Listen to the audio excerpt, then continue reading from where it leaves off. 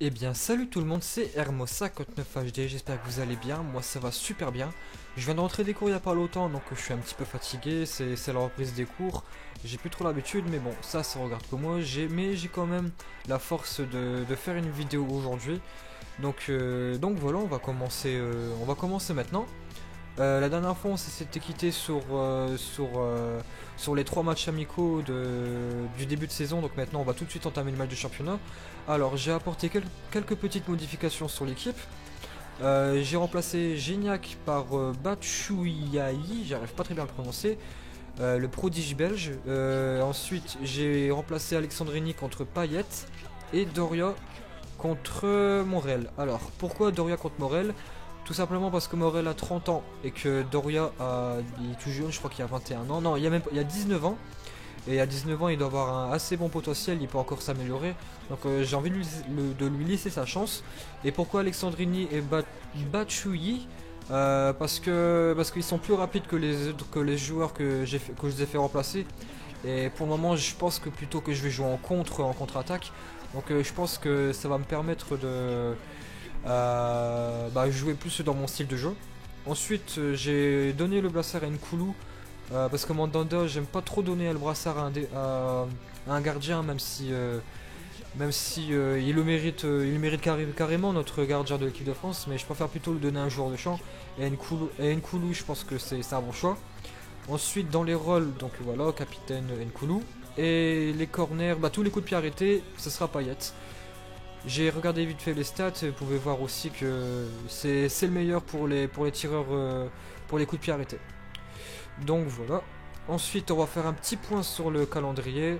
Là, je pense que je vais entamer, d'accord. Donc j'entame Bastia, Montpellier, Guingamp et Nice.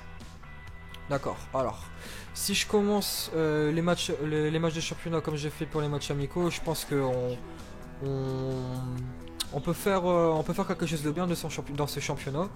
Donc voilà, on va commencer tout de suite. Alors, je suis à l'extérieur. Eux, ils vont jouer comme ça. Moi, je vais jouer... tiens, on va prendre le maillot classique. En jaune et eux en bleu. Voilà, donc j'ai rien à modifier.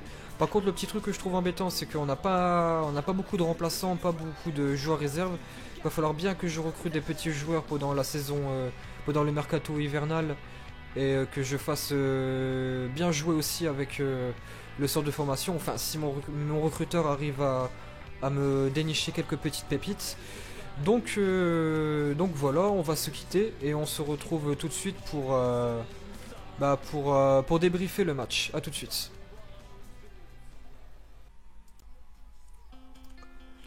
Re les amis, le match va démarrer un petit peu lentement. La première occasion sera pour les joueurs de Bastia, mais Mandanda va réussir à déjouer cette balle assez facilement.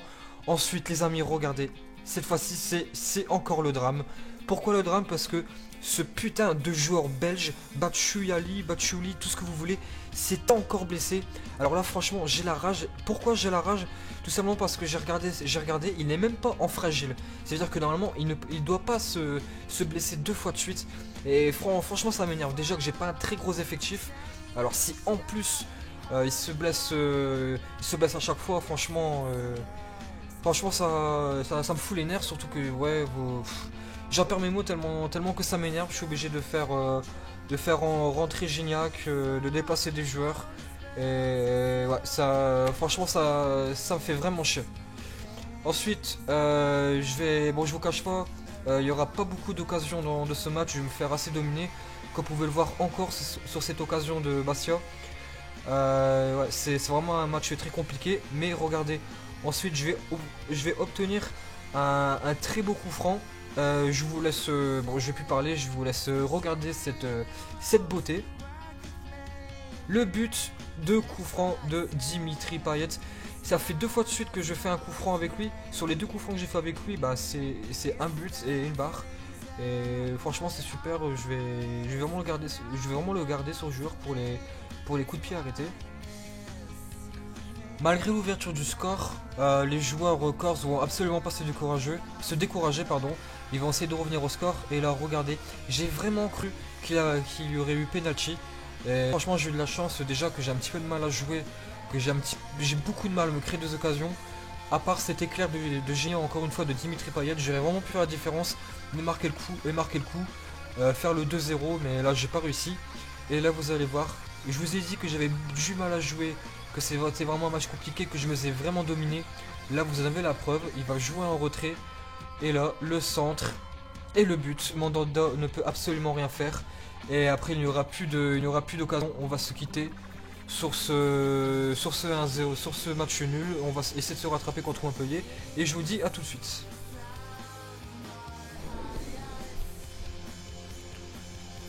Voilà les amis, ce premier match de championnat contre Bastia s'est terminé sur un match nul. Bon, je vous cache pas que je suis assez déçu par rapport au résultat et aussi par la blessure du joueur belge. Alors il a été blessé pendant un mois, franchement ça me fait chier, franchement, il n'y a pas d'autre mot. Alors qu'est-ce qu'il me dit André Ayou? J'ai marqué de gauche, je tenais à vous informer que nanana. Oula, là c'est pas très bon. Ah non, si toi aussi tu veux me quitter, ça va pas du tout le faire. Déçu de pas te titulariser. J'ai vraiment débuté le match, je pense que j'étais en bonne forme. Alors je vais essayer de faire un petit effort par rapport aux messages qui m'ont été envoyés par mes joueurs. Donc la première chose que je vais faire avant d'entamer le deuxième match, c'est du coup de modifier mon équipe. Donc ce que je vais faire, Batshuayi, je vais le faire remplacer par Gignac. Et du coup, Thauvin, j'avais regardé, c'est le seul joueur dans l'effectif assez bon qui peut jouer en pointe. Regardez, il peut jouer en pointe. Donc ce que je vais faire pendant les 1 mois d'absence du joueur belge, je vais le faire remplacer. Je vais le mettre en doublure de Gignac. Donc ce que je vais faire, Barada va prendre la place de Thauvin. Et comme ça, Thauvin pourra remplacer Gignac en pointe. Et du coup, lui, je vais le faire remplacer par lui. Omrani, vu qu'il y avait insisté un petit peu pour avoir du temps de jeu. Et ce que j'avais fait la dernière fois, j'avais fait remplacer Alexandrini par Ayou. Mais en fait, non, j'ai changé d'avis. Je vais plutôt remettre Ayou dans le jeu en premier. Et je vais faire mon avis, souvent je vais faire rentrer Alexandrini vers la 60e ou 70e minute de jeu par rapport à sa vitesse, à regarder ses stats, encore une fois, 91 en accélération et en vitesse, il pourra faire la différence quand la défense sera un petit peu affaiblie, un petit peu fatiguée. Bon, ce que je vais faire ensuite, je vais pas le faire tout de suite, là j'ai voulu avec 2 milieux défensifs. Pour l'instant je vais essayer comme ça, mais si je vois que pendant 2-3 matchs je joue toujours aussi un petit peu mal, au lieu de les mettre en milieu de défense, je vais les mettre en milieu de centre pour apporter un petit peu de jeu offensivement, parce que défensivement je me débrouille pas mal. Donc voilà, ça c'est fait. Je vais encore regarder le calendrier une petite fois. Ouais, normalement ça devrait passer. Alors, on va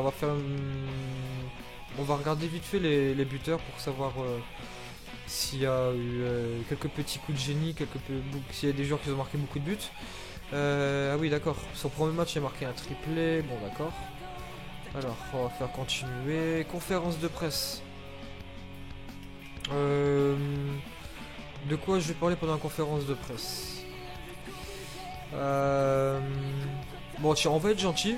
On va louer l'entraîneur de Montpellier. On va être gentil pendant cette conférence de presse. Là, il peut rien faire au Portugal. Pareil pour celui-ci. Et deuxième tour Coupe de la Ligue contre l'US Orléans. Ça devrait passer tranquille. On ne devrait pas avoir de problème. Voilà. Alors, je suppose que les leaders ce sont Lyon, Paris, etc. Ouais, pour l'instant, il y a 2 équipes qui ont fait 2 matchs. Bon les amis, on va se lancer pendant ce deuxième match. Barbosa demande du respect à son homologue, d'accord. Voilà, une mise à jour en France. Un joueur seulement qui a été trouvé. Non, ça c'est vraiment pas un joueur qui m'intéresse.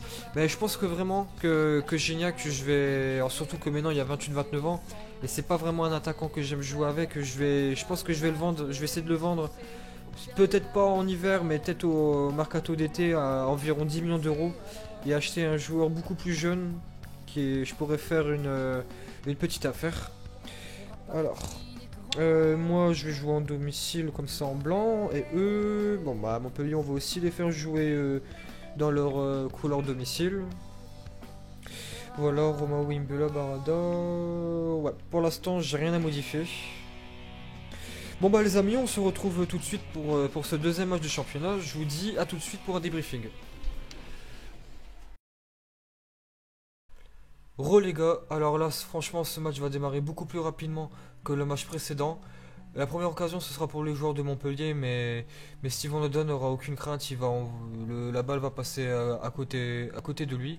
Et là franchement cette action, cela se passe de commentaires.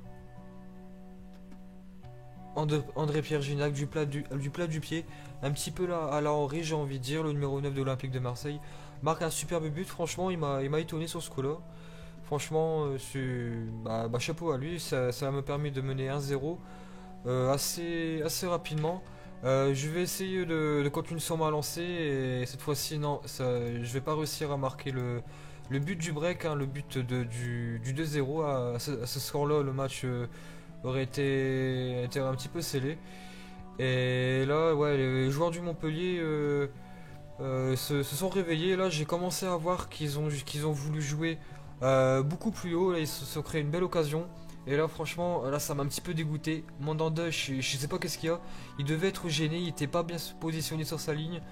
Et bah, il a pas réussi à s'avancer. Là, c'est le joueur Lasne de Montpellier qui marque pour le but de l'égalisation, excusez-moi. Et là, comme je vous avais dit, ils ont joué en offensif. Donc là, j'ai pu profiter d'une belle attaque. Et franchement, là, heureusement que Gignac n'a pas touché la balle, il a voulu la toucher mais il n'a pas réussi et franchement heureusement car sinon il aurait été hors jeu, j'aurais pas marqué et c'est encore un but de Dimitri Payet. Ça j'étais vraiment content là, mais bon. Bon, je vous dis pas la suite du match, enfin je vous dis pas plutôt j'ai voulu vous décrire l'action mais je pense que ça se passe de commentaires, un superbe enchaînement. Franchement j'étais à la fois jaloux et énervé car il me restait plus beaucoup de temps pour égaliser. Et bon là j'ai essayé d'égaliser tant bien que mal, de au moins avoir une victoire. Mais j'ai pas réussi, ce match va aussi faire un match nul, c'est le deuxième de la saison pour le moment, deux matchs et deux matchs nuls, c'est dommage. Bon allez les gars, on se remotive et on se retrouve tout de suite.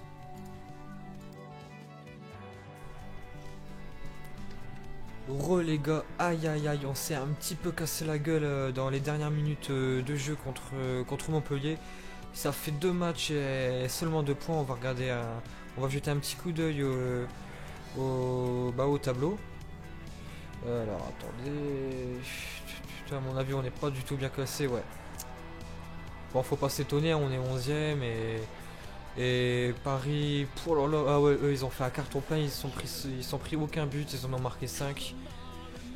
Bon bah non, je dis pas que c'est foutu pour les rattraper, mais ça va être assez short, surtout s'ils continuent sur leur lancée. On a la petite surprise Nantes aussi qui commence à prendre du poids dans ce début de saison. Alors on va jeter un petit coup d'œil dans le rapport d'équipe. Donc j'ai vu qu'il y avait des bonnes choses et des mauvaises choses. Donc Mandanda lui il va pas du tout bouger. JJ bon pour son âge et sa position dans le jeu c'est plutôt correct. Pour l'instant il va rester là. Nkoulou lui c'est vraiment mon titulaire indiscutable. Je pense vraiment qu'il va jamais bouger. Lui titulaire indiscutable, ça va être un petit peu pareil. Ensuite, ce que j'avais vu, Ayou, je vais lui proposer un nouveau contrat puisqu'ils se sont menacés et qu'il expire dans 10 mois. Donc je voudrais vraiment pas qu'un tel joueur me passe sous la main. Donc je vais renégocier son contrat. 2 ans, je vais même mettre 10 000 en plus, titulaire indiscutable. J'espère que ça va passer. Ensuite, Gignac, c'est pareil. Son contrat expire dans 10 mois et comme je compte bientôt le vendre, je voudrais vraiment pas qu'il parte gratuitement. Donc pareil, je vais augmenter un petit peu sa masse salariale pour qu'ils partent pour plus de sous.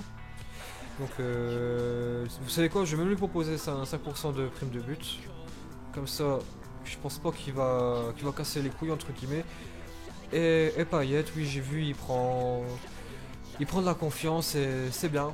Comme ça, si je veux le vendre dans 2-3 ans, il pourra, non, peut-être dans 1 ou 2 ans, pourra rapporter des sous. Lui, il a quel âge, je le connais pas du tout. Il a 20 ans, mais je pense pas qu'il pourra progresser, pourra bien progresser. Je sais pas du tout ce que je vais faire de ce joueur. Bon, Thauvin, lui, il va rester un petit moment ici, surtout vu son âge. Et après, le reste, il n'y a pas grand chose à dire, sauf Fanny que je vais prolonger. Même s'il a 32 ans, je veux pas du tout que des joueurs me passent sur la main, parce que les faire partir gratuitement, ça me fout un petit peu la rage, surtout quand ça peut rapporter des sous, vu on a pas tellement. Je vais toujours le mettre en titulaire important. Et ensuite, ouais, pour l'instant, je pense que c'est bon, on va arrêter un petit peu les prolongations. Surtout que je connais pas encore très bien les joueurs, donc j'ai pas envie de m'engager dans quelque chose de grand et leur faire des promesses pour rien. Alors, l'épisode touche à sa fin. On va, dans le prochain épisode, l'épisode 3 de l'aventure marseillaise, on va entamer le match contre Guingamp, l'OGC Nice, et peut-être contre l'Évian Thonon-Gaillard. Donc j'espère que vous avez apprécié cette vidéo. Si vous l'avez aimé, partagez-la, faites tourner à vos amis. Commentez, j'espère que vous me ferez des bonnes critiques, même si c'est des mauvaises critiques, du moment que je peux apprendre et faire de meilleures vidéos, moi franchement je prends tout ce qu'il y a. Dites-moi vraiment ce que vous pensez de mes vidéos dans les commentaires, ça me ferait très plaisir. Et je vous dis merci de m'avoir suivi et à la prochaine.